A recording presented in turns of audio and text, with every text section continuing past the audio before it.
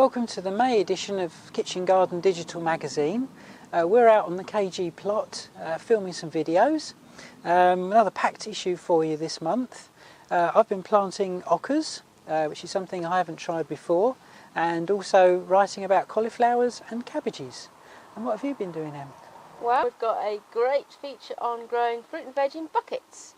If you haven't got a veg garden or an allotment, then you can just grow in very cheap buckets that you can get from DIY stores. And we've got a great feature on potager growing, and that's growing vegetables with flowers. So that's a really, really pretty feature. And we're also cooking down on the plot a 3-brock pot. Really delicious, don't you think, guys? It was, yeah. So look out for that and enjoy it. Tony? We've got a super feature on companion planting, so how to protect your fruit and veg by growing complementary plants around them. And we've also got a product review looking at kids gardening and lots of things for kids to do in the garden, tools, seed sowing, using propagators and so on.